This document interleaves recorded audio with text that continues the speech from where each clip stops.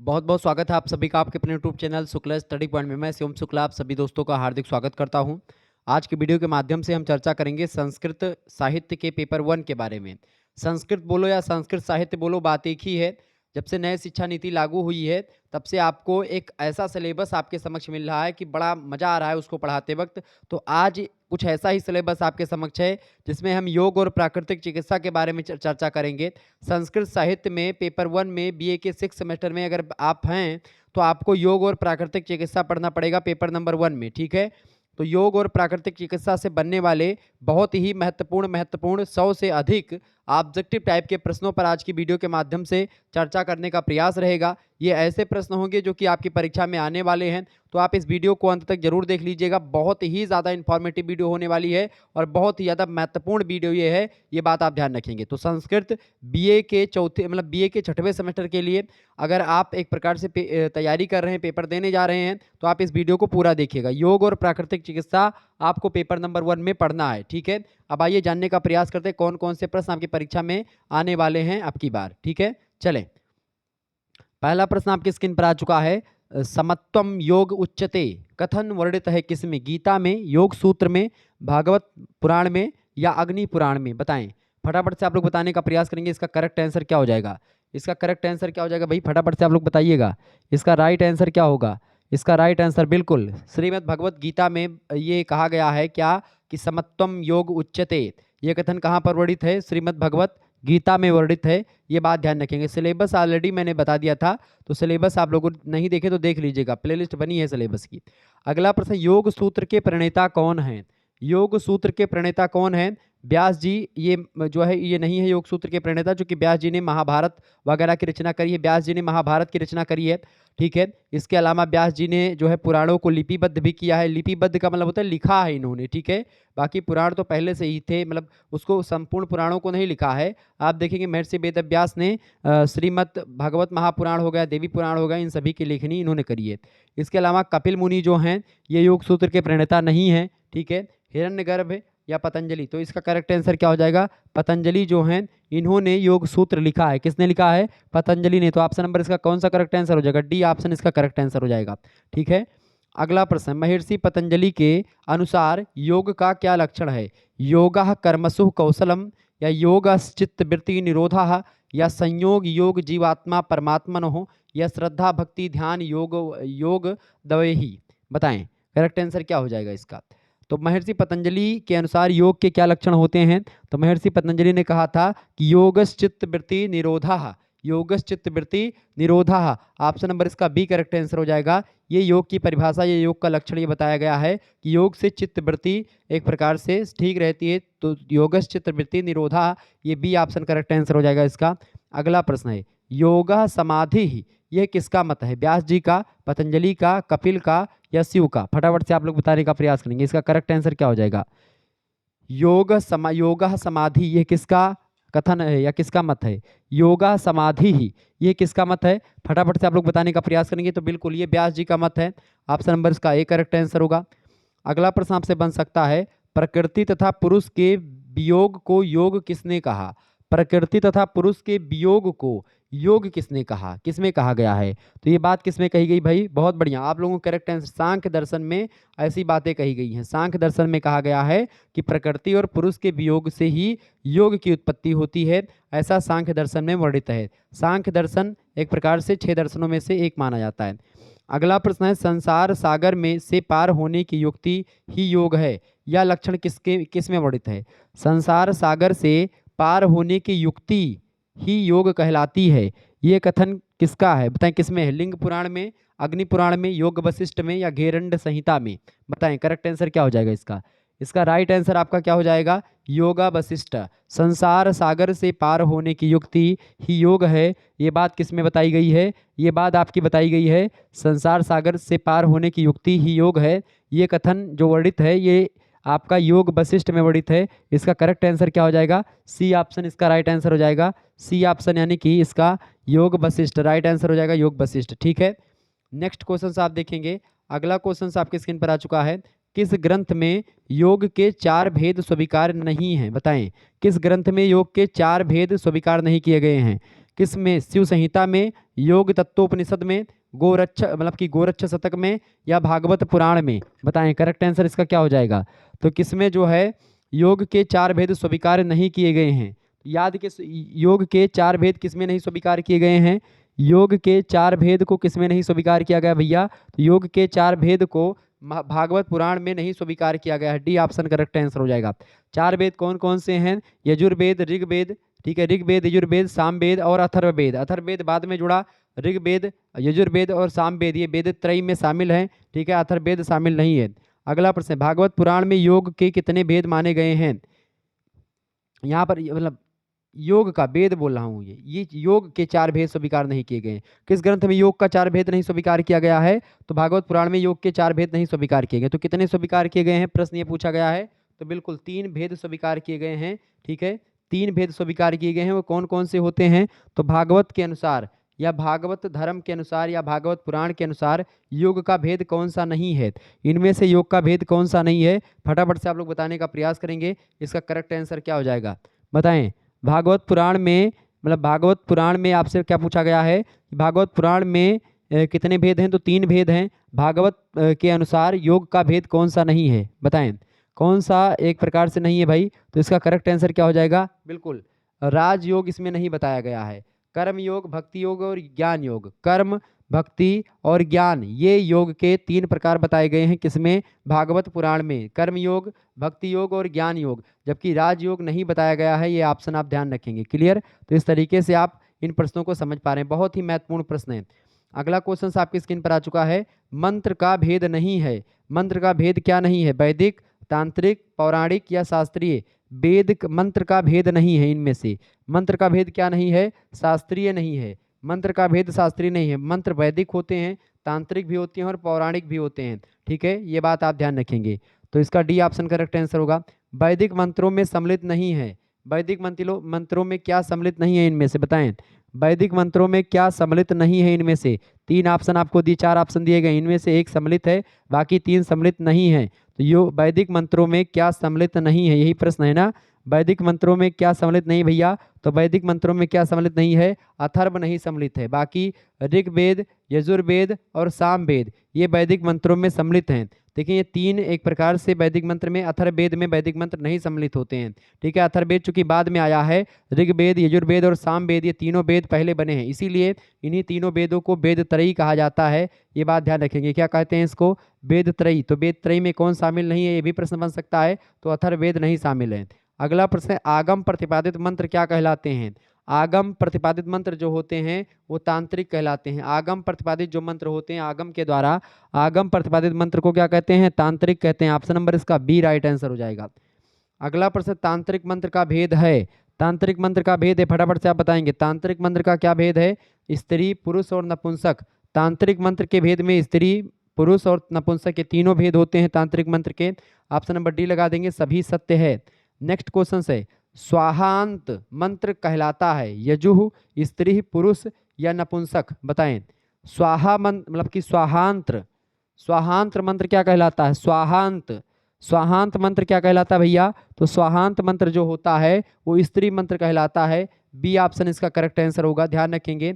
अगला प्रश्न, नमः जिसके अंत में है वह कौन सा मंत्र होता है? यानी कि जैसे आप बोलते हैं श्री गणेशाय नमः, ठीक है, ऐसे आप बोलते हैं श्री श्री मतलब कि आप बोलते हैं ओम भूर्भुवः स्वः गणेश अंबिकाभ्याम नमः, लक्ष्मी नारायणाभ्याम नमः, उमा महेश्वराभ्याम नमः, सची पुरंदराभ्याम नमः, इष्ट देवताभ्यो नमः। तो ये सब नमः वाले जो जिसके अंत में नमः होता है वो मंत्र किसमें होते हैं? अच्छा, किसमें? एक स्वाहा होता है। जैसे कि जैसे आप देखेंगे स्वाहा तो जो है इसे बोलेंगे आप जो है इदम रुद्रवे नमः स्वाहा, ऐसे बोलते नहीं स्वाहा। तो ये स्वाहा अंत वाले मंत्र जो होते हैं ये स्त्री होते हैं, जबकि नमः जिसके अंत में है वह मंत्र कौन सा होता है? नमः जिसके अंत में है उसको नपुंसक मंत्र बोला जाता है, ठीक है। क्या बोलते हैं? नपुंसक मंत्र, ठीक है। ऑप्शन नंबर इसका करेक्ट आंसर क्या हो जाएगा? ये नमः जिसके अंत में है वह मंत्र क्या होता है? वह होता है आपका नपुंसक मंत्र, ठीक है। ये ऑप्शन राइट आंसर हो जाएगा इसका। अगला प्रश्न आपकी स्क्रीन पर आ चुका है, मंत्र में जाप की विधि नहीं है। मंत्र में जाप की विधि क्या नहीं है इनमें से? देखिए मंत्र में जाप की विधि यज्ञीय नहीं है, बाकी बैखरी, उपांशु और मानस ये मंत्र में जाप की विधि हैं, जबकि यज्ञीय विधि नहीं है मंत्र जाप की। अगला प्रश्न, मिलान कर सही कूट का चयन कीजिए। इनमें से आपको मिलाना है और सही कूट का चयन करना है। 3 आपको इसमें दिए गए, इनमें से आपको मिलाना है। इसका करेक्ट आंसर क्या हो जाएगा, फटाफट से आप लोग देखने का प्रयास करेंगे। ठीक है, इसको आपको मिलाना है। ठीक है, तो इसका राइट आंसर जो हो जाएगा आपका, देखें इसमें देखेंगे आपका जो बैखरी होगा, बैखरी होगा उच्च स्वर से जब किया जाता है बैखरी को। ठीक है, उच्च स्वर से, तो यानी इसका पहले का बी होगा। बिल्कुल ठीक है, पहले का बी हो गया, इसमें दिया है और किसी में नहीं, तो यही करेक्ट आंसर हो जाएगा। और मानस जो होता है ये ध्वनि रहित जाप होता है। मानस क्या होता है, ध्वनि रहित जाप होता है, तो ये बिल्कुल इसका करेक्ट आंसर होगा। ठीक है, और उपांशु की बात किया है तो ये निम्न स्वर से जपा जाता है। उपांशु निम्न स्वर से जपा जाता है, तो इसका करेक्ट आंसर हो जाएगा सी ऑप्शन। ठीक है, नेक्स्ट क्वेश्चन आपकी स्क्रीन पर आ चुका है, फटाफट से आप लोग देखने का प्रयास करेंगे। ओके, अच्छा, डिवाइन लाइफ सोसाइटी की स्थापना किसने करी थी, बताएं। डिवाइन लाइफ सोसाइटी की स्थापना किसने करी थी, फटाफट से आप लोग बताने का प्रयास करेंगे। किसने करी थी, स्वामी शिवानंद ने करी थी, ये बात ध्यान रखेंगे। अच्छा, एक प्रश्न और बन सकता है कि बिहार योग विद्यालय की स्थापना किसने करी थी। बिहार योग विद्यालय की स्थापना स्वामी सत्यानंद सरस्वती के द्वारा की गई थी। अंतर्राष्ट्रीय योग दिवस किस दिन मनाया जाता है, तो अंतर्राष्ट्रीय योग दिवस 21 जून को मनाया जाता है। प्रथम अंतर्राष्ट्रीय योग दिवस कब मनाया गया, तो प्रथम अंतर्राष्ट्रीय योग दिवस जो मनाया गया था वो कब मनाया गया भैया, वो आपका मनाया गया है 2015 में। प्रथम अंतर्राष्ट्रीय योग दिवस 2015 में मनाया गया था, ये बात आप ध्यान रखेंगे। क्लियर। अच्छा, गोरखनाथ के गुरु कौन थे, गोरखनाथ के गुरु का क्या नाम था, मत्स्येंद्र नाथ। ठीक है, गोरख संहिता में कितने चक्र स्वीकार किए गए हैं, तो गोरख संहिता में कितने चक्र स्वीकार किए गए हैं, 6 चक्र स्वीकार किए गए हैं। गोरख संहिता के अनुसार योगांग मतलब कि योग के कितने अंग हैं, तो इसके अनुसार मतलब कि गोरख संहिता के अनुसार योग के कितने अंग हैं, 6 अंग हैं, ये बात आप ध्यान रखेंगे। ओके, अच्छा, गोरख संहिता में कितने श्लोक हैं, गोरख संहिता में कितने श्लोक हैं भैया, तो गोरख संहिता में 200 श्लोक हैं लगभग। तो इस तरीके से ये भी प्रश्न आपकी परीक्षा में आ सकते थे, तो मैंने सोचा आपको बताना चाहिए। ठीक है, तो इसीलिए मैंने कहा कि इस वीडियो को देखने के बाद में आपको कहीं से कुछ पढ़ने की जरूरत भी ना पड़े और आसानी से आपका परीक्षा क्लियर हो जाए। तो अगर आपकी परीक्षा ऑब्जेक्टिव होती है तो आपके लिए ही लेक्चर है, आपके लिए लिखित मॉडल पेपर भी तैयार कर रहा हूँ, जल्द ही लिखित मॉडल पेपर भी आ जाएगा, तो बिल्कुल टेंशन ना लें। ठीक है, मैं आपके लिए मेहनत कर रहा हूँ, बहुत ही मेहनत करने के बाद में यह लेक्चर आपके लिए ला पाया हूँ। आप लोगों के लगातार कमेंट आ रहे थे, आज भी व्हाट्सएप पर आप लोग लगातार कमेंट कर रहे थे और मैंने देखा कि नहीं, तो मैंने कहा कि बिल्कुल, और आपके अगर व्हाट्सएप पे एसएमएस मैं ना देखता तो शायद मैं भूल गया था कि 3 तारीख को आपकी परीक्षा है किसी विश्वविद्यालय की। चले, तो उसके लिए बहुत महत्वपूर्ण है। बाकी दीनदयाल उपाध्याय गोरखपुर विश्वविद्यालय के लिए लेक्चर महत्वपूर्ण है। ठीक है, दीनदयाल उपाध्याय गोरखपुर विश्वविद्यालय, सिद्धार्थ यूनिवर्सिटी कपिल वस्तु, इसके अलावा कानपुर विश्वविद्यालय, छत्रपति साहू जी महाराज जो है, इसके अलावा महात्मा गांधी काशी विद्यापीठ, और जिनकी परीक्षा राजा महेंद्र प्रताप सिंह, जिनकी परीक्षा ऑब्जेक्टिव होती है, उन सभी के लिए बहुत महत्वपूर्ण है। चले, प्रश्न आपकी स्क्रीन पर आ चुका है, प्रकृति चिकित्सा का सिद्धांत नहीं है, बताएं। प्रकृति चिकित्सा का सिद्धांत क्या नहीं भाई, फटाफट से आप लोग बताने का प्रयास करेंगे। प्रकृति चिकित्सा का सिद्धांत क्या नहीं है, इनमें से प्रकृति चिकित्सा का सिद्धांत क्या नहीं है, फटाफट से आप लोग बताने का प्रयास करेंगे। प्रकृति चिकित्सा का सिद्धांत नहीं है इनमें से, प्रकृति स्वयं चिकित्सक है, बिल्कुल ये बात बिल्कुल सही है। तीव्र रोग शत्रु नहीं वरन मित्र होते हैं, ये बात भी बिल्कुल ठीक है। रोग निदान की विशेष आवश्यकता होती है, ये बात भी मतलब कि प्राकृतिक चिकित्सा का सिद्धांत नहीं है। चिकित्सा मात्र रोग की नहीं वरन रोगी के संपूर्ण शरीर की होती है, बिल्कुल ये भी बात बिल्कुल सही है। देखिए, प्राकृतिक चिकित्सा का सिद्धांत कौन सा नहीं है, सही तो बातें सब लग रही हैं, लेकिन जो सिद्धांत रोग निदान की विशेष आवश्यकता होती है, ये कोई सिद्धांत नहीं है इसका। ठीक है, ये कोई सिद्धांत नहीं है, बात बिल्कुल सही है, लेकिन ये सिद्धांत नहीं है। प्रकृति स्वयं चिकित्सक है, सबसे पहली बात। प्राकृतिक चिकित्सा करते समय सबसे बढ़िया या सबसे जरूरी होता है एक डॉक्टर को या एक प्राकृतिक चिकित्सक को ये ध्यान में रखना कि प्रकृति स्वयं चिकित्सक है, ये सबसे पहले ध्यान रखना होता है। तो ये एक सिद्धांत होता है। तीव्र रोग शत्रु नहीं वरन मित्र है, ये भी एक प्रकार से सिद्धांत के तहत आता है। और चिकित्सा मात्र रोग नहीं वरन रोगी के संपूर्ण शरीर की होती है, ये भी एक प्रकार से क्या है, एक सिद्धांत है। ठीक है, और ये सिद्धांत नहीं, तो सी ऑप्शन इसका राइट आंसर हो जाएगा, यानी कि ये सी वाला जो दिया गया ये सिद्धांत नहीं है। अगला क्वेश्चन है, प्राकृतिक चिकित्सा में रोग का क्या कारण होता है। प्राकृतिक चिकित्सा में रोग का कारण क्या होता है भैया, देखिए विजातीय द्रव्य, रोग का कारण क्या होता है, इसमें विजातीय द्रव्य जो होते हैं वो रोग के कारण होते हैं। ठीक है, ये बात आप ध्यान रखेंगे। प्राकृतिक चिकित्सा में क्या होता है, अच्छा, प्राकृतिक चिकित्सा के माध्यम से होने वाली चिकित्सा ही प्राकृतिक चिकित्सा होती है। इसे तत्व चिकित्सा भी कहते हैं, क्योंकि इसमें 6 तत्वों को समाहित किया जाता है, खास करके आकाश, पृथ्वी, वायु, जल, अग्नि और राम नाम। तो इसमें देखें, जल, छित, पावक, गगन, समीरा, ये तो 5 हो ही गए, चूंकि 5 तत्वों से शरीर मिलकर के बना है। तुलसीदास जी भी इस पर मोहर लगाते हैं, आकाश, पृथ्वी, वायु, जल और अग्नि। लेकिन इसमें राम नाम एक प्रकार से ये भी चिकित्सा का एक अंग होता है, इसके द्वारा शरीर की चिकित्सा होती है। इसके अलावा प्राकृतिक चिकित्सा प्रकृति के निर्माणकारी सिद्धांतों के अनुसार शारीरिक, मानसिक, नैतिक, भावात्मक और आध्यात्मिक धरातलों पर संतुलन स्थापित करने के साथ मानव निर्माण की व्यवस्था होती है। ये बात आप ध्यान रखेंगे। ओके। और प्राकृतिक चिकित्सा प्रणाली में शरीर में एकत्रित जो विजातीय द्रव्य होते हैं वो रोग के मूल कारण माने जाते हैं। ठीक है, तो वही यहाँ पर पूछा गया था। क्लियर, ये बात आप ध्यान रखेंगे। क्लियर, ये बात ध्यान रखेंगे। मैं आपको और चीज़ों को समझाने का प्रयास करूंगा। अच्छा, ये बताएं, मिट्टी की ठंडी पट्टी किस रोग में उपचार के लिए लाभदायक होती है? तो मिट्टी की जो ठंडी पट्टी होती है, अगर आप बिच्छू काट ले, आपको सांप काट ले, विषैले पदार्थ कोई भी काट ले, अगर आप मिट्टी की ठंडी पट्टी उस रोग पर लगा लेते हैं तो उसके लिए उपचार होने के बराबर होता है, मतलब बहुत कुछ आसानी आपको मिलेगी। ठीक है, ये बात आप ध्यान रखेंगे। अच्छा, कट स्नान को अन्य किन नामों से जानते हैं? कट स्नान एक किया जाता है घर्षण स्नान, पेड़ू स्नान, उदर स्नान या हिप बैच इसको बोलते हैं। ठीक है, अंग्रेजी में इसको फ्रिक्शन हिप बैच बोलते हैं। ठीक है, कट स्नान दो प्रकार का होता है, एक गर्म पानी में टब में लेट जाना, गर्म कट स्नान, और एक जो है ठंडा, मतलब एक गर्म ठंडा कट स्नान। कट स्नान जो होता है एक प्रकार से, ये भी एक प्रकार से एक रोग का ही निवारण होता है। अभी मैं चर्चा करूंगा। चलें, तो इसका विजातीय द्रव्य के इकट्ठा हो जाने से प्राकृतिक चिकित्सा मतलब कि प्राकृतिक चिकित्सा का कारण होता है विजातीय द्रव्य। अगला प्रश्न, प्राकृतिक चिकित्सा पद्धति में उपचार होता है शरीर का, मन का या आत्मा का? बताएं। तो प्राकृतिक चिकित्सा में किसका उपचार होता है भैया? शरीर, मन और आत्मा सभी का होता है। डी ऑप्शन उपरोक्त तीनों का। डी ऑप्शन इसका राइट आंसर होगा। अगला क्वेश्चन आपकी स्क्रीन पर आ चुका है, फटाफट से आप लोग देखने का प्रयास करेंगे। महत्व द्वारा उपचार के अंतर्गत क्या आता है? महतत्व द्वारा, महतत्व द्वारा, महतत्व द्वारा जो होता है उपचार के अंतर्गत क्या आता है भैया? तो राम नाम जप आता है, राम नाम जप। ठीक है, बुद्धि का उपचार, दीर्घ उपचार और मन का उपचार, ये तो उपचार होते ही हैं। जल, चित, पावक, गगन, समीरा, और मैंने आपको बताया था एक राम नाम जप भी इसमें शामिल है। तो महत तत्व के द्वारा उपचार जब होता है तो उसके अंतर्गत राम नाम जप आता है। ये ऑप्शन करेक्ट आंसर हो जाएगा। ठीक है, अगला प्रश्न, मृत्तिका स्नान की कितनी विधियां प्रचलित हैं? मृत्तिका स्नान की कितनी विधियां प्रचलित हैं भैया? तो मृत्तिका स्नान की कितनी कितनी विधियां प्रचलित हैं? फटाफट से आप लोग बताने का प्रयास करेंगे। बहुत ही महत्वपूर्ण प्रश्न है आपकी परीक्षा की दृष्टि से। मृत्तिका स्नान, मृत्तिका स्नान की कितनी विधियां प्रचलित हैं? तो मृत्तिका स्नान की 2 विधियां प्रचलित हैं। ऑप्शन नंबर इसका बी करेक्ट आंसर हो जाएगा, ध्यान रखेंगे। अगला क्वेश्चन आपकी स्क्रीन पर आ चुका है, मृत्तिका पट्टी की विधि नहीं है इनमें से। मृत्तिका पट्टी की कौन सी विधि नहीं है? ठंडी पट्टी की पट्टी, मिट्टी की गर्म पट्टी, मिट्टी की ठंडी पट्टी और गर्म पट्टी की पट्टी। ठीक है, गर्म मिट्टी की पट्टी, तो मिट्टी की ठंडी पट्टी, गर्म मिट्टी की पट्टी और मिट्टी की गर्म पट्टी, ये एक प्रकार से विधि शामिल है मृत्तिका पट्टी में, जबकि मृत्तिका पट्टी की ठंडी मिट्टी की पट्टी ये नहीं शामिल है। सी ऑप्शन इसका राइट आंसर होगा।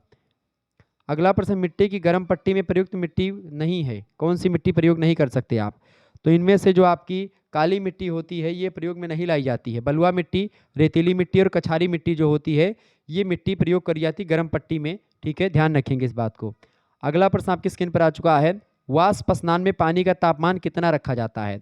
वाष्प स्नान में पानी का तापमान कितना रखा जाता है? फटाफट से आप लोग बताने का प्रयास करेंगे। तो वाष्प स्नान में पानी का जो तापमान रखा जाता है वो 85 डिग्री से लेकर के 120 डिग्री सेल्सियस तापमान रखा जाता है। इसका ए ऑप्शन करेक्ट आंसर होगा। कट स्नान विधि के आविष्कारक किन्हें माना जाता है? तो कट स्नान जो होता है इसके आविष्कारक कौन है? लुई कूने। ऑप्शन नंबर इसका ए करेक्ट आंसर हो जाएगा। लुई कूने ने कट स्नान विधि का एक प्रकार से प्रचार किया था। अगला प्रश्न, कटी स्नान विधि में पानी का तापमान कितना होना चाहिए? तो कटी स्नान में पानी का जो तापमान होना चाहिए लगभग 55 से 84 डिग्री फ़ारेनहाइट होना चाहिए। ये बात आप ध्यान रखें, कितना? 55 से 84 डिग्री फ़ारेनहाइट। ठीक है, ये बात आप ध्यान रखें। कटी स्नान विधि में पानी का तापमान कितना होना चाहिए? तो लगभग और लगभग कितना होना चाहिए? 55 से 84 degree Fahrenheit. Option number B right answer होगा। अगला क्वेश्चन है, गर्म कटी स्नान में पानी का तापमान कितना रखना चाहिए? बताएं। गर्म कट स्नान अगर आपको करना है तो पानी का तापमान कितना होना चाहिए? तो लगभग आपका 100 डिग्री फ़ारेनहाइट से लगभग 104 डिग्री फ़ारेनहाइट। देखिए आपको बता दूं, 98 डिग्री फ़ारेनहाइट जो होता है ये मनुष्य शरीर का तापमान होता है। मनुष्य के शरीर का तापमान कितना होता है? तो 98 डिग्री फ़ारेनहाइट होता है। ठीक है, लगभग 38 डिग्री सेल्सियस या 37 डिग्री सेल्सियस माना जाता है इसको। ठीक है, जब 104 या 100 डिग्री फ़ारेनहाइट हो जाता है तो यही बुखार हो जाता है। तो गर्म कट स्नान में पानी का जो तापमान होता है लगभग उतना रखा जाता है जितने शरीर का तापमान आपके बुखार के दौरान होता है वो। ठीक है, तो 100 डिग्री सेल्सियस मतलब फ़ारेनहाइट से लेकर के, मतलब ये सेल्सियस बहुत ज़्यादा हो जाएगा, फ़ारेनहाइट की बात कर रहा हूँ। तो बी ऑप्शन इसका करेक्ट आंसर होगा। अगला प्रश्न, एनीमा विधि का विधि का नाम नहीं है इनमें से। एनिमा विधि का क्या नाम नहीं है? एनिमा विधि, मेहन स्नान एनिमा विधि का नाम नहीं है। बाकी अन्न स्नान, बस्ती और अभ्यंतर स्नान ये एनिमा विधि का नाम है। अगला क्वेश्चन आपके स्क्रीन पर आ चुका है। निम्न में से एनिमा यंत्र का नाम नहीं है। एनिमा यंत्र का क्या नाम नहीं है भाई?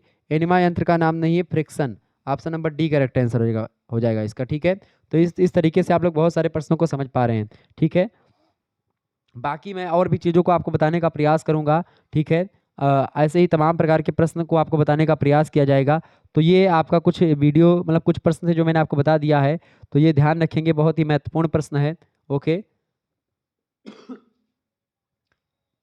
ये बहुत ही महत्वपूर्ण प्रश्न है। अच्छा, सूर्य की 7 किरणों के रंग कौन कौन से हैं? लाल, नारंगी, पीली, हरी, आसमानी, नीली और बैंगनी, इसको विबग्योर कहते हैं। ये प्रश्न भी परीक्षा में आ सकता है। अच्छा, आकाश तत्व की कमी होने पर शरीर में क्या लक्षण दिखाई पड़ते हैं? देखिए, 5 तत्वों से शरीर बना हुआ है, जल, छित, पावक, गगन, समीरा। तो इसमें जब गगन यानी आकाश तत्व की कमी होती है तो उस दौरान आपके शरीर में क्या होता है? उस दौरान आकाश तत्व की कमी होने से नेत्र आपका गुलाबी हो जाता है। क्या हो जाता है भैया? नेत्र आपका गुलाबी हो जाता है और नाखून लाल हो जाते हैं। मूत्र और दस्त जो होता है लाल होती है और गाढ़ा पीला एक प्रकार से जो है मूत्र और दस्त होने लगती है। तो ये आकाश तत्व की कमी के कारण से होता है। अगर आपके शरीर में अग्नि तत्व की कमी हो जाए तो क्या होगा?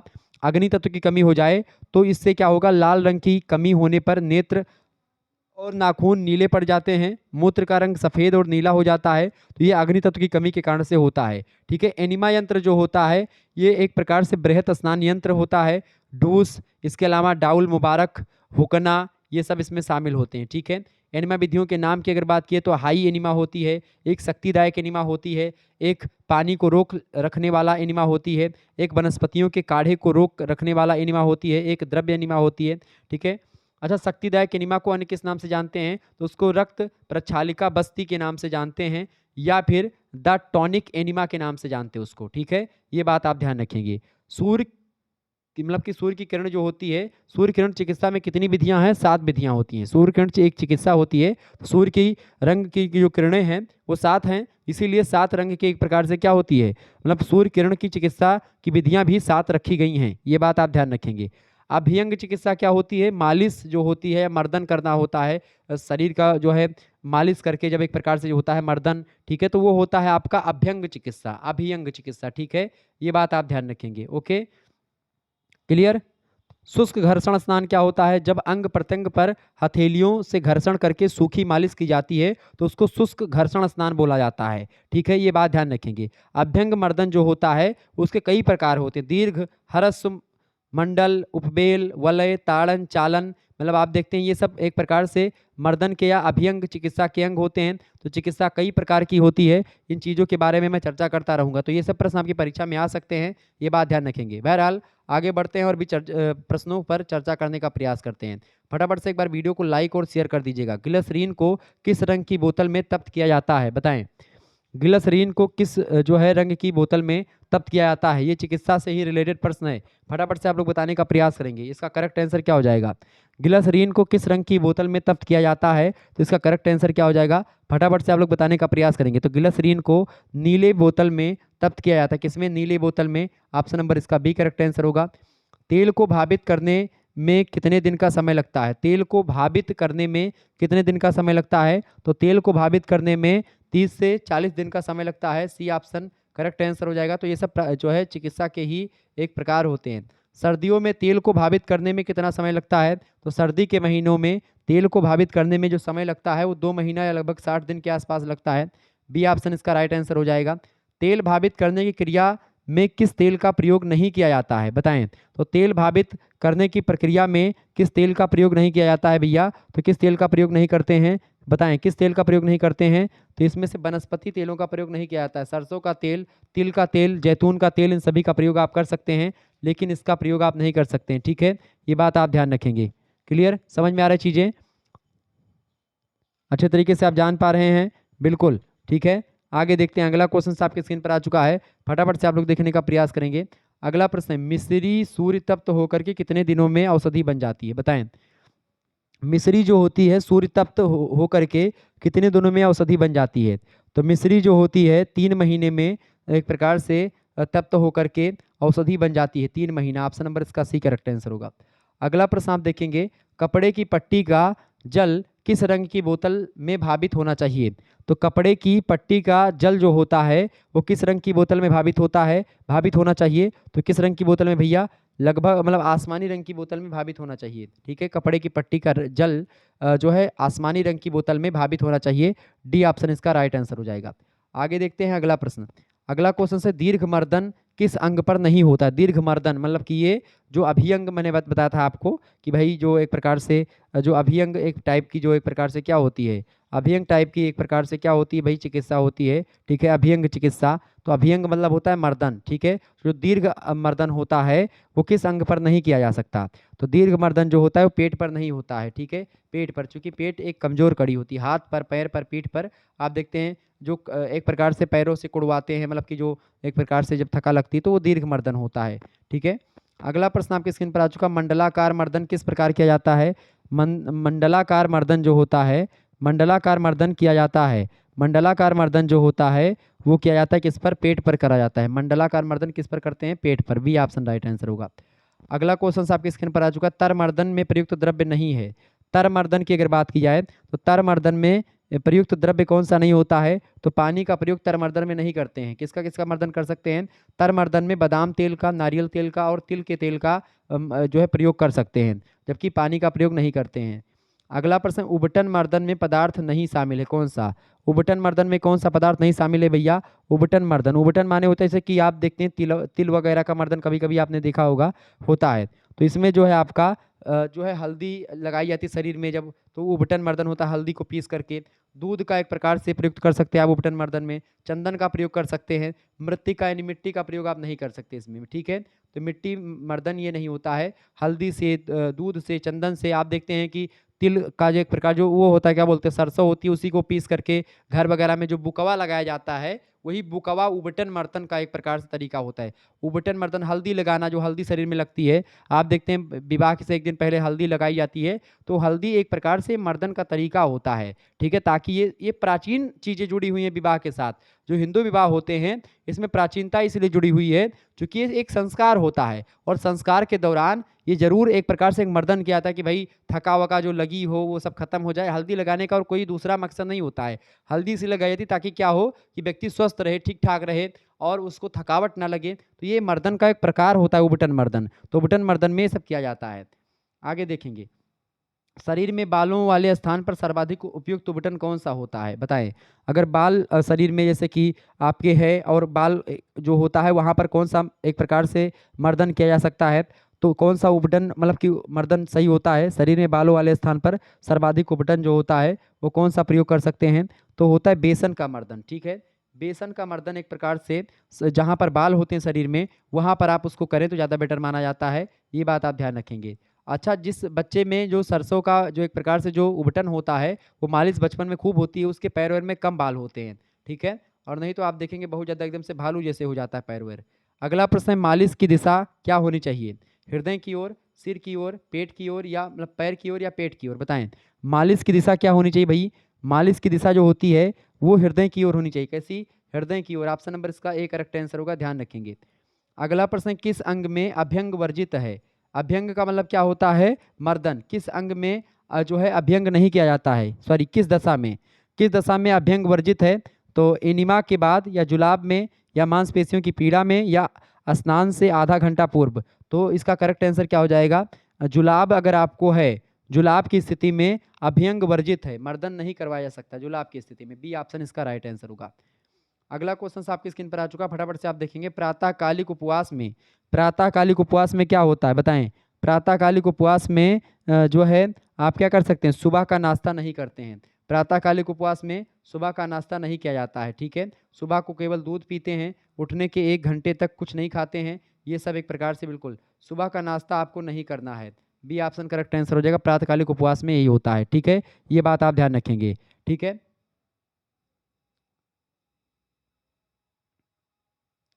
आगे देखते हैं। अगला क्वेश्चन आपके स्क्रीन पर आ चुका है। तो ये सब प्रश्न आपकी परीक्षा की दृष्टि से बहुत ही ज़्यादा महत्वपूर्ण है, इंपॉर्टेंट क्वेश्चंस हैं। आप इन प्रश्नों को तैयार कर दीजिएगा। ठीक है, बताएं। अच्छा, ये बताएं, मर्दन कब तक करना चाहिए? मर्दन कब तक करना चाहिए? करेक्ट आंसर क्या हो जाएगा इसका बताएं। अंगों पर लालिमा आने तक, जब तक अंग लाल हो जाए या लालिमा आ जाए, खून दौड़ने लगे, तब तक मर्दन करना चाहिए। ये बात आप ध्यान रखेंगे। क्लियर? ये बात ध्यान रखेंगे। अगला क्वेश्चन आपकी स्क्रीन पर आ चुका है, फटाफट से आप लोग देखने का प्रयास करेंगे। प्रश्न आ चुका है, योग शास्त्र का सर्वाधिक प्रमाणिक ग्रंथ कौन सा माना जाता है? आप लोग सभी लोग तो जानते होंगे, पातंजल का जो योग सूत्र है वही माना जाता है। ठीक है, पतंजलि का जो योग सूत्र है वो सबसे ज़्यादा सर्वाधिक प्रमाणिक ग्रंथ माना जाता है। लेकिन अगर इसके अलावा भी बात करें तो इसके अलावा भी योग सूत्र को लेकर के कई सारे ग्रंथ माने जाते हैं। ठीक है, तो योग ग्रंथ का सबसे महत्वपूर्ण जो माना जाता है वो योग सूत्र का, मतलब कि प्रमाणिक जो माना जाता है वो योग सूत्र का, खास करके योग सूत्र का जो मतलब कि योग शास्त्र का प्रमाणिक ग्रंथ जो माना जाता है वो योग सूत्र पतंजलि का माना जाता है। ठीक है, तो इसका ये ऑप्शन करेक्ट आंसर हो जाएगा। बाकी भाष्य में भी जो है और भगवत गीता में भी योग के बारे में कुछ जानकारी मिलती है, लेकिन जितना जानकारी अब आपको पतंजलि के योग शास्त्र में मिलेगी, योग सूत्र में मिलेगी, उतना और कहीं आपको कम मिलती है। ठीक है, तो वहाँ पर प्रमाणिक जानकारी भी है। तो इसका राइट आंसर क्या हो जाएगा? A option. ठीक है, यानी कि योग सूत्र। नेक्स्ट क्वेश्चन है, महर्षि पतंजलि कृत योग से संबंध ग्रंथ का क्या नाम है? महर्षि पतंजलि के द्वारा जो संबंधित ग्रंथ है उसका नाम है क्या? फटाफट से आप लोग बताने का प्रयास करेंगे। योग सूत्र, पतंजलि का क्या है? योग सूत्र। ऑप्शन नंबर इसका सा करेक्ट आंसर हो जाएगा। अगला क्वेश्चन आपके स्क्रीन पर आ चुका है, योग सूत्र का विभाजन किया गया है। योग सूत्र का विभाजन किसमें किया गया है? पादों में किया गया। किसमें किया गया है योग सूत्र का विभाजन भैया? योग सूत्र का विभाजन जो है पादों में किया गया। किसमें किया गया है? योग सूत्र का विभाजन किसमें किया गया भैया? पादों में किया गया है योग सूत्र का विभाजन। ठीक है, ध्यान रखिएगा इस बात को। Okay, clear? योग चित्त वृत्ति निरोधा, चित्त की वृत्तियों का निरोध ही योग होता है। ये बात भी इन्हीं के द्वारा इन्हीं में बताई गई है। ये बात आप ध्यान रखेंगे। ओके, वृत्तियां कितने प्रकार की होती हैं? तो वृत्तियां 5 प्रकार की होती हैं, प्रमाण, विपर्य, विकल्प, निद्रा और स्मृति। ये आप ध्यान रखेंगे, ये सब महत्वपूर्ण है। ओके, आगे देखते हैं। अगला क्वेश्चन आपकी स्क्रीन पर आ चुका है, ये आपका क्लियर हो गया। तो इसका करेक्ट आंसर क्या हो जाएगा? डी ऑप्शन, योग सूत्र का विभाजन पादों में हुआ है। अच्छा, ये एक प्रकार से जो विभाजन हुआ है इसका जो है उत्तरोत्तर क्रम कौन सा है? ये अगला प्रश्न आपकी स्क्रीन पर आ चुका है, फटाफट से आप लोग देखने का प्रयास करेंगे।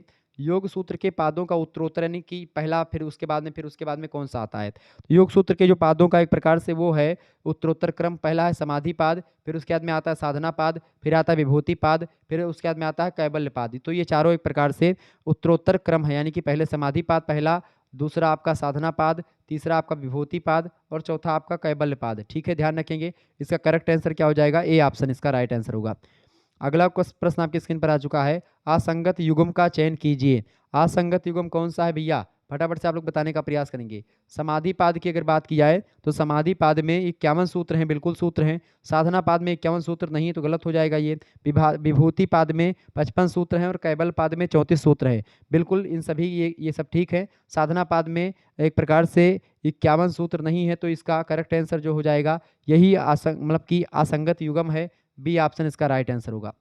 अगला प्रश्न, योग सूत्र में कुल कितने सूत्र हैं? बताएं, योग सूत्र में कुल कितने सूत्र हैं भैया? योग सूत्र में कुल कितने सूत्र हैं? फटाफट से आप लोग बताने का प्रयास करेंगे। योग सूत्र में कुल कितने सूत्र हैं? 115 सूत्र हैं। कितने सूत्र हैं भैया? 115 सूत्र हैं।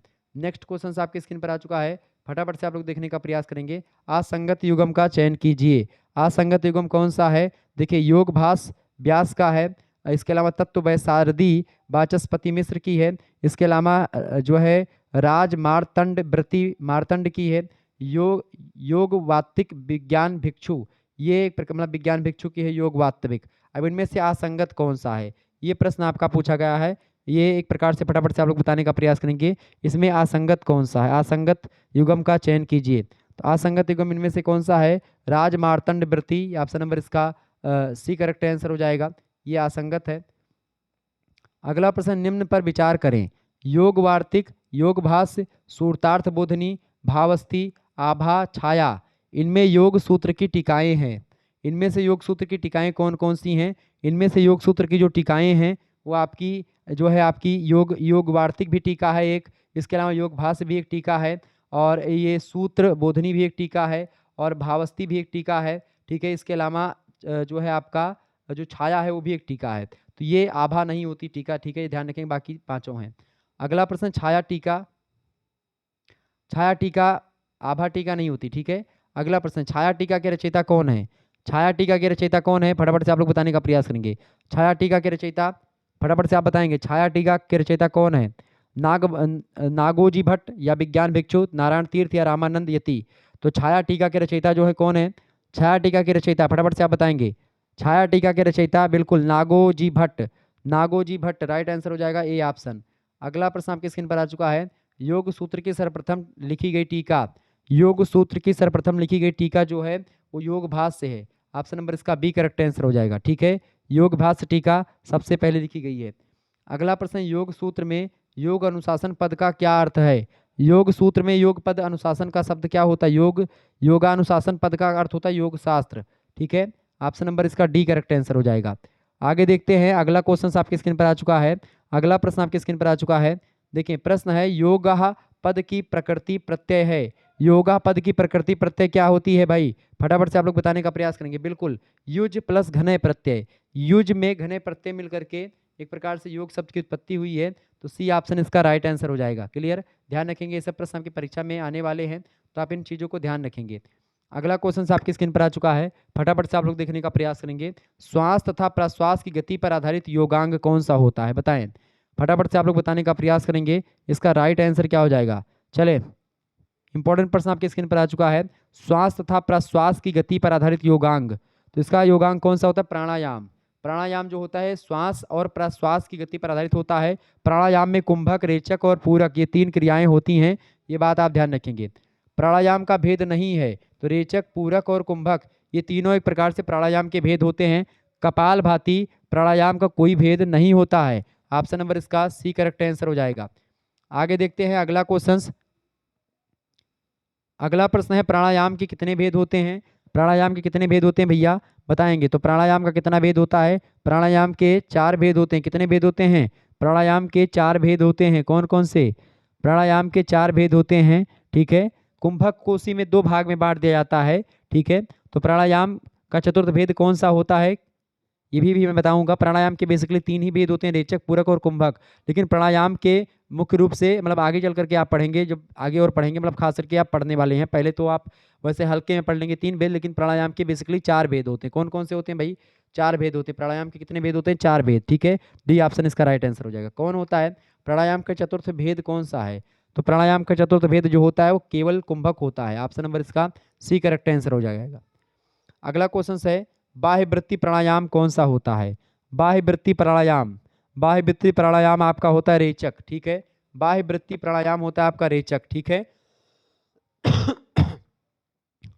अगला प्रश्न है, आभ्यंतर वृत्ति, आभ्यंतर वृत्ति प्राणायाम, आभ्यंतर वृत्ति प्राणायाम आपका होता है कौन सा? पूरक। ऑप्शन नंबर इसका बी करेक्ट आंसर होगा। अगला प्रश्न है, प्राणायाम के अभ्यास से किस योगांग की सामर्थ्य आती है? प्राणायाम अभ्यास से किस अभ्यास मतलब किस योगांग की सामर्थ्य आती है? तो धारणा की सामर्थ्य आती है। ठीक है, ऑप्शन नंबर इसका बी करेक्ट आंसर होगा। अगला क्वेश्चन आपके स्क्रीन पर आ चुका है, फटाफट से आप लोग देखने का प्रयास करेंगे। इंद्रियों का चित्त के, इंद्रियों का के चित्त के स्वरूप का अनुकरण करना क्या कहलाता है? इंद्रियों के चित्त का, चित्त के स्वरूप का अनुकरण करना क्या कहलाता है? फटाफट से आप लोग बताने का प्रयास करेंगे। तो क्या कहलाता है उसी को? इंद्रियों के चित्त का स्वरूप का अनुकरण करना जो होता है ये आपका कहलाता है क्या भाई? ये कहलाता है आपका प्रत्याहार। ऑप्शन नंबर इसका ए करेक्ट आंसर हो जाएगा। बढ़िया प्रश्न है। अगला प्रश्न, देश बंधस चित्तस्य, जे देश बंधस चित्तस्य पूर्ण कीजिए, मतलब इसमें आगे क्या आ जाएगा? धारणा, प्राणायाम, ईश्वर, प्राणिधान या ध्यान? बताएं, इसका राइट आंसर क्या हो जाएगा? तो देश बंधस चित्तस्य धारणा, ये इसका पूर्ण रूप होगा। तो इसका करेक्ट आंसर क्या हो जाएगा? ए ऑप्शन इसका राइट आंसर। 1 मिनट, हाँ इसका ए ऑप्शन राइट आंसर हो जाएगा। बिल्कुल, ए ऑप्शन इसका राइट आंसर हो जाएगा।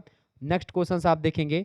अगला प्रश्न है, प्रत्येक मतलब कि प्रत्येक अनेकता, प्रत्येक मतलब कि प्रत्येक तानता, इसके बाद में क्या भरा जाएगा? तो प्रत्येक अनेकता मतलब कि प्रत्येक तानता, इसके बाद में जो भरा जाएगा क्या भरा जाएगा भैया? इसके बाद में आपका आएगा ध्यान। ठीक है, तो प्रत्येक मतलब प्रत्येक तानता ध्यान, ऑप्शन नंबर इसका सी करेक्ट आंसर होगा। अगला प्रश्न है, तदेवार्थ मात्र मात्रा निर्भासम डैश, इसमें क्या भरा जाएगा? इव समाधि, इसमें क्या भरा जाएगा भाई? इसमें आपका भरा जाएगा क्या? जो है स्वरूप शून्यम। तवे तवे अर्थ मात्र मात्रानिभासम स्वरूप स्वरूप मतलब कि स्वरूप शून्यम इव समाधि, ऑप्शन नंबर इसका सा करेक्ट आंसर हो जाएगा। सा ऑप्शन इसका राइट आंसर हो जाएगा। ठीक है, ठीक है, सा ऑप्शन इसका करेक्ट आंसर हो जाएगा। अगला प्रश्न, संयम में सम्मिलित नहीं है। संयम में क्या सम्मिलित नहीं है? संयम में प्रत्याहार सम्मिलित नहीं होता है। संयम में धारणा, ध्यान और समाधि, ये तीनों संयम में सम्मिलित होता है। योग का बहिरंग क्या होता है? योग का बहिरंग जो होता है वो क्या होता है भैया? योग का बहिरंग आपका होता है यम। यम जो होता है योग का बहिरंग है। ठीक है, ये बात ध्यान रखें। बाकी धारणा, समाधि और ध्यान ये अंतरंग होते हैं। ठीक है, योग का बहिरंग क्या होता है? यम होता है। योग का बहिरंग कौन सा, मतलब कि योग के बहिरंग में कौन सा चीजें शामिल नहीं होती हैं भाई? देखिए, समाधि, ध्यान और धारणा ये आपका क्या होते हैं? योग के अंतरंग होते हैं। योग के बहिरंग में आपका नियम हो गया, आसन हो गया, प्रत्याहार हो गया, ये सब शामिल होते हैं। ठीक है, क्लियर, ये बात आप ध्यान रखेंगे। आगे देखते हैं, अगला क्वेश्चन आपकी स्क्रीन पर आ चुका है। फटाफट से आप लोग देखने का प्रयास करेंगे। बहुत ही ज़्यादा इंपॉर्टेंट क्वेश्चन हैं ये सब। ठीक है, प्रयोग, मतलब कि हठ योग प्रदीपिका की रचना किसने की है? हठ योग प्रदीपिका के लेखक कौन है? फटाफट से आप लोग बताने का प्रयास करेंगे। बहुत ही महत्वपूर्ण प्रश्न है आपकी परीक्षा की दृष्टि से, बताने का प्रयास करेंगे। हठ योग प्रदीपिका के लेखक कौन है? हठ योग प्रदीपिका के लेखक कौन है भाई? तो फटाफट से आप लोग बताने का प्रयास करेंगे। इसका राइट आंसर क्या हो जाएगा? हठ योग प्रदीपिका की रचना किसने की है? तो हठ योग प्रदीपिका की रचना किसने की है, बताएंगे? इसका करेक्ट आंसर क्या हो जाएगा? ए ऑप्शन बिल्कुल करेक्ट आंसर हो जाएगा इसका। सॉरी, ए ऑप्शन बोल रहा हूँ। हठ योग प्रदीपिका की रचना किसने करी है? तो किसने करी है? सत्वाराम ने। स्वात्माराम, स्वात्माराम ऑप्शन नंबर इसका सी करेक्ट आंसर हो जाएगा। इन्होंने लिखा है इसको। अगला प्रश्न, भावना योग में सम्मिलित नहीं है। भावना योग में क्या सम्मिलित नहीं भैया? भावना योग में राजयोग सम्मिलित नहीं होता है। भावना योग में ज्ञान योग, कर्म योग और भक्ति योग शामिल होता है, राजयोग शामिल नहीं होता है। अगला क्वेश्चन आपके स्क्रीन पर आ चुका है। फटाफट से आप लोग देखने का प्रयास करेंगे। प्रश्न है, प्राण संयमन योग में सम्मिलित नहीं है। प्राण संयमन योग में क्या सम्मिलित नहीं होता है? तो कर्म योग सम्मिलित नहीं होता है। मंत्र योग, लय योग और हठ योग जो है ये मंत्र संयमन योग में सम्मिलित होता है। अगला प्रश्न है, प्राण वायु पर नियंत्रण द्वारा किया जाने वाला योग। प्राण वायु पर नियंत्रण द्वारा किया जाने वाला जो योग होता है उसको हठ योग कहते हैं। बी ऑप्शन इसका राइट आंसर होगा। अगला प्रश्न है, हठ शब्द में हा का क्या अर्थ होता है? हठ शब्द में हा का मतलब किससे होता है? हा का मतलब होता है गर्म। Option number D right answer होगा। अगला प्रश्न है, हठ शब्द में हा का अर्थ नहीं है। हठ योग में एक प्रकार से आ का अर्थ क्या, मतलब हा का अर्थ क्या नहीं होता है? तो हठ में हा का मतलब कि हा का अर्थ ठंडा नहीं होता है। बाकी सूर्य, पिंगला और दक्षिण नासिका ये तीनों हा का अर्थ हो सकते हैं लेकिन ठंडा नहीं होता है। हठ में ठा का अर्थ क्या होता है बताएं? मतलब ठा का अर्थ कौन सा नहीं है बताएं? हठ में ठा का अर्थ क्या नहीं होता है भाई? हठ में ठा का अर्थ क्या नहीं है? तो सूर्य जो है ये हठ में ठा का अर्थ नहीं होता, हा का अर्थ होता है। चंद्रमा, वाम नासिका और इड़ा ये एक प्रकार से ये ठा का अर्थ होते हैं। ठीक है, नाड़ियां हैं ये सब। चंद्रमा देखें, हठ योग में नाड़ियों पर विशेष ध्यान दिया जाता है। तो सूर्य नाड़ी, पिंगला नाड़ी और दक्षिण नासिका ये सब हा का अर्थ होते हैं। मतलब कि ठंडा और ठंडा, इड़ा, चंद्रमा और वाम नासिका ये सब एक प्रकार से हठ में ठा का अर्थ होते हैं। क्लियर, ध्यान रखिएगा इन सभी चीजों को। अगला प्रश्न है, हठ योग के अनुसार मानव की प्रति मिनट सामान्यतः जो श्वसन प्रश्वास की दर होती है, श्वास प्रश्वास की, वो कितनी होती है? मतलब कि एक मिनट में मनुष्य कितनी बार सांस ले सकता है? मतलब कि जो एक प्रकार से सांस लेता है और फिर निकालता बाहर करता है। तो ये हठ योग में कितना बताया गया है? हठ योग में बताया गया है कितना भैया? 15 बार। मनुष्य जो है 15 बार जो है एक मिनट में सांस लेता है। ठीक है, श्वास प्रश्वास करता है। अगला प्रश्न है, हठ योग प्रदीपिका में स्वात्मा राम द्वारा मान्य योगांग कितने हैं बताएं?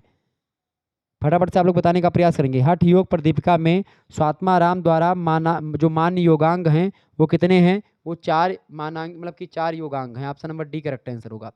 स्वात्मा राम द्वारा स्वीकार हठ योग मतलब हठ योगांग कौन सा नहीं है? तो स्वात्मा राम ने किसको नहीं बताया है भाई? फटाफट से आप बताने का प्रयास करेंगे। तो जो प्रत्याहार है ये योग का एक प्रकार से अंग नहीं है। मुद्रा, कुंभक और अनुसंधान ये योग के अंग होते हैं। प्रत्याहार को उन्होंने, स्वात्मा राम ने हठ योग में योग का अंग नहीं स्वीकार किया है। अगला क्वेश्चन आप देखेंगे, हठ योग प्रदीपिका कितने भागों में विभाजित है? हठ योग प्रदीपिका जो है कितने भागों में विभाजित है? तो हठ योग प्रदीपिका जो है वो 4 भागों में विभाजित है। कितने भागों में विभाजित है? 4 भागों में विभाजित है। बी ऑप्शन इसका करेक्ट आंसर होगा। हठ योग प्रदीपिका में अध्यायों की संख्या कितनी है? हठ योग प्रदीपिका में अध्यायों की संख्या कितनी है? तो हठ योग प्रदीपिका में 2 अध्याय होते हैं। ऑप्शन नंबर इसका सॉरी 1 मिनट। हठ योग प्रदीपिका में अध्यायों की संज्ञा वही, हाँ, हठ योग प्रदीपिका में अध्यायों की संज्ञा कितनी है? अध्यायों की संज्ञा जो है वो किसकी है? हठ योग प्रदीपिका में अध्यायों की संज्ञा दी जाती है किसको भाई? उपदेश को। किसको दी जाती है? उपदेश को। इसका option number A correct answer हो जाएगा, उपदेश। अगला प्रश्न, हठ योग के आदि प्रवर्तक कौन माने जाते हैं? हठ योग के आदि प्रवर्तक, हठ योग के आदि प्रवर्तक हैं आदिनाथ। आदिनाथ आप लोग को पता होगा, भगवान शंकर ही आदिनाथ हैं, ठीक है, ये बात ध्यान रखेंगे, ठीक है। नेक्स्ट क्वेश्चन, बाद में इसको स्वात्माराम ने इसको इकट्ठा किया। अगला प्रश्न आपके स्क्रीन पर आ चुका है। अगला क्वेश्चन आपके स्क्रीन पर आ चुका, बहुत ही महत्वपूर्ण प्रश्न है। बाकी एक आध मॉडल पेपर मैं और दे दूंगा अगर आप कहेंगे तो, ठीक है। ये आपके लिए बहुत ही महत्वपूर्ण लेक्चर था। देखिए, घेरंड संहिता किस विषय से संबंधित ग्रंथ है? बताएं। घेरंड संहिता की अगर बात की जाए तो फटाफट से आप लोग बताने का प्रयास करेंगे। घेरंड संहिता जो है इसके बारे में आप बताने का प्रयास करेंगे, फटाफट से आप लोग बताने का प्रयास करेंगे। इसका राइट आंसर क्या हो जाएगा? घेरंड संहिता की अगर बात की जाए तो घेरंड संहिता किस विषय से संबंधित ग्रंथ है? तो घेरंड संहिता जो है ये हठ योग से संबंधित ग्रंथ है। किससे संबंधित ग्रंथ है भैया? हठ योग से। बी ऑप्शन इसका करेक्ट आंसर होगा। अगला प्रश्न, घेरंड संहिता विभाजित है किसमें? घेरंड संहिता विभाजित है उपदेशों में। ऑप्शन नंबर इसका ए करेक्ट आंसर होगा। अगला प्रश्न, घेरंड संहिता में कुल कितने उपदेश हैं?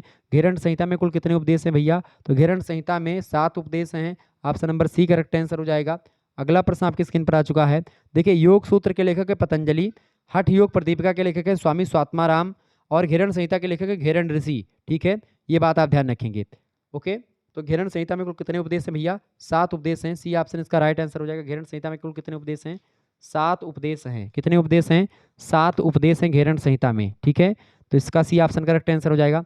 अगला प्रश्न आपकी स्क्रीन पर आ चुका है, फटाफट से आप देखेंगे। 60 कर्मों की चर्चा किस उपदेश का विषय है? 60 कर्मों की चर्चा जो है ये किस में है? प्रथम में है।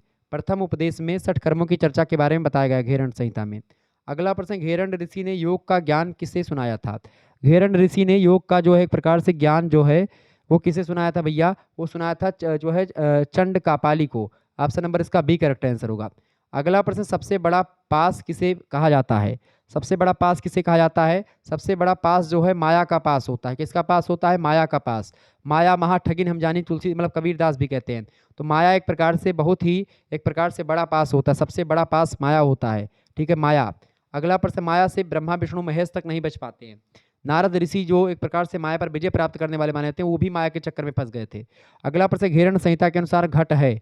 घेरंड संहिता के अनुसार घट क्या होता है? तो शरीर जो है वो घट होता है, ठीक है। घेरंड संहिता में शरीर को घट कहा गया है, ये बात ध्यान रखें। शरीर को क्या कहा गया है? घेरंड संहिता में घट कहा गया है, ठीक है, ये बात आप ध्यान रखेंगे। घेरंड संहिता के अनुसार घट क्या है? घट जो है शरीर है, तो इसका राइट आंसर हो जाएगा डी ऑप्शन। अगला प्रश्न है, सप्त साधनों में सम्मिलित नहीं है। सप्त साधनों में क्या सम्मिलित नहीं भाई? सप्त साधनों में आपका क्या सम्मिलित नहीं है? सप्त साधनों में आसन सम्मिलित नहीं है। सप्त साधनों में क्या क्या चीजें सम्मिलित है? शोधन सम्मिलित है, धैर्य सम्मिलित है, हल्कापन भी सम्मिलित है, लेकिन आसन सम्मिलित नहीं है। अगला क्वेश्चन आप देखेंगे, सही युगम का चयन कीजिए। सही युगम का चयन कीजिए, फटाफट से आप बताएंगे। देखिए, शोधन जो है षटक्रम में आता है, ठीक है, ये आपका सही युगम है। ऑप्शन नंबर इसका ए करेक्ट आंसर हो जाएगा। तो इस तरीके से आप लोगों ने बहुत सारे प्रश्नों को समझने का प्रयास किया। अच्छा, स्वास्तिक आसन में शरीर का आकार कैसा होता है? स्वास्तिक आसन में शरीर का आकार जो होता है वो त्रिकोणाकार होता है। घेरंड संहिता में मुद्राओं की चर्चा किस उपदेश में करी गई है? तो मुद्राओं की चर्चा जो है तृतीय उपदेश में करी गई है। अच्छा, लेट कर किया जाने वाला आसन कौन सा होता है? तो लेट कर किया जाने वाला आसन जो होता है आपका, लेट कर किया जाने वाला शवासन, भुजंगासन, मकरासन लेट कर किया जाता है, ये बात आप ध्यान रखेंगे।